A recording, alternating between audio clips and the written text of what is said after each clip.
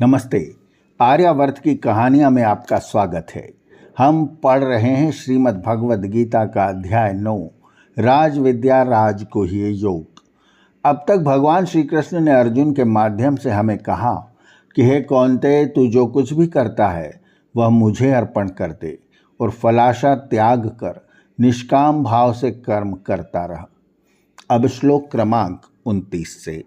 समो अहम सर्वभूतेषु न मे द्वेष्यो अस्ति न प्रियः ये भजन्ति तु मां भक्त्या मयि ते तेषु चाप्यहम्। मैं सब में एक सा हूँ, न मुझे किसी से द्वेष है न कोई प्रिय है। जो शुद्ध अंतःकरण से मुझे स्मरण करते हैं, ध्यान करते हैं, वे मुझ में हैं और मैं उनमें हूँ।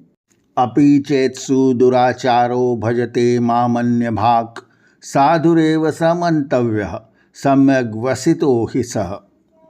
यदि कोई बड़ा दुराचारी भी क्यों न हो, यदि वह मुझे अनन्य भाव से भजता है यानी स्मरण एवं ध्यान करता है तो उसे बड़ा साधु ही समझना चाहिए, क्योंकि उसकी बुद्धि का निश्चय अच्छा हो गया है।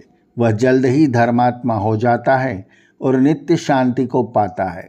हे कौन्तेय, तू यह समझ कि मेरा भक्त कभी नष्ट नहीं होता। इस श्लोक में कहा गया है कि यदि कोई बड़ा दुराचारी व्यक्ति भी अनन्य भाव से मेरा भजन, स्मरण और ध्यान करने लगे तो समझ लो वह बड़ा साधु हो गया। अर्थात जिसने अनन्य भाव से स्मरण करना प्रारंभ कर दिया वह दुराचारी रह ही नहीं सकता।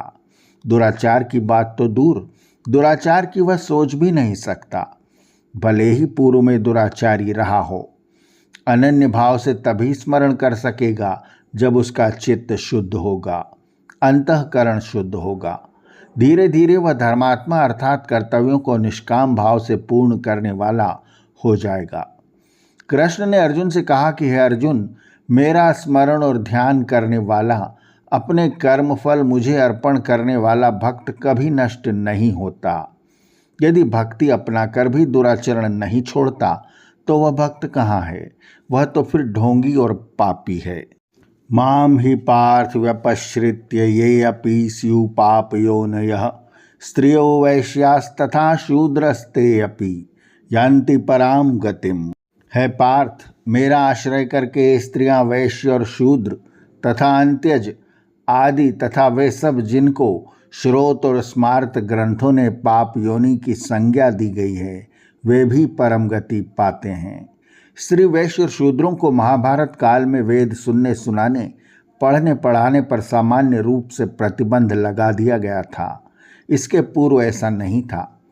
त्रेता युग में गार्गी, मैत्रेयी जैसी विदुषी स्त्रियां हुई जिन्होंने याज्ञवल्क्य जैसे विद्वान से शास्त्रार्थ किया था। श्री कृष्ण कहते हैं, ये लोग भी अनन्य भाव से स्मरण ध्यान करें तो ये भी मुक्ति के अधिकारी हैं।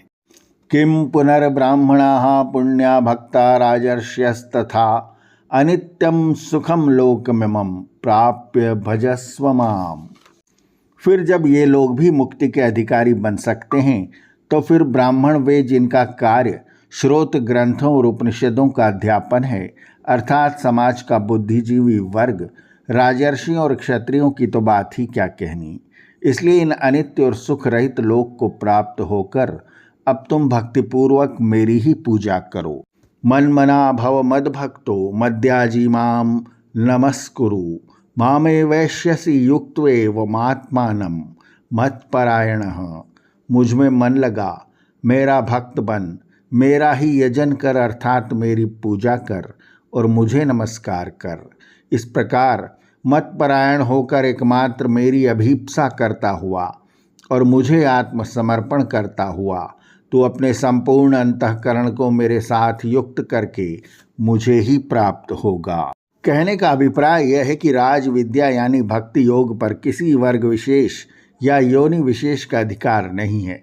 इस पथ पर आचरण कर समाज के सभी वर्ग जो निम्न या पाप योनि में गिने जाते हैं वे भी मुक्ति के अधिकारी हो जाते हैं।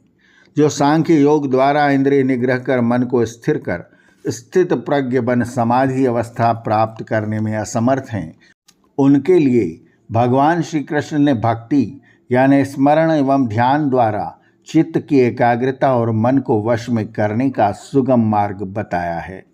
अनन्य श्रद्धा युक्त हो भगवान नाम स्मरण एवं अपने सभी कर्म फलों का भगवान को समर्पण। कर्म तो करना है, कर्मों से पीछा नहीं छूट सकता, किंतु समर्पण भाव से ये कर्तव्य कर्म का पालन कर कर्म बंधन से मुक्त होता है। यही कृष्ण की राजविद्या यानी भक्ति मार्ग है, जो वृत्ति निरोध करने के लिए अति सुगम है।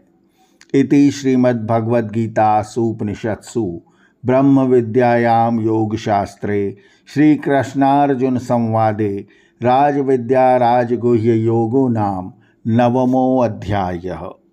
यहाँ पर श्रीमद्भगवद्गीता का 9वां अध्याय समाप्त होता है। अगले अंक से हम पढ़ेंगे श्रीमद्भगवद्गीता का 10वां अध्याय विभूति योग। आर्यावर्त की कहानियाँ चैनल को सब्सक्राइब करें और बेल आइकन के बटन को दबाएं, ताकि हम जब नया वीडियो लेकर आएं तो उसकी सूचना आपको तुरंत मिल जाए। धन्यवाद। नमस्ते।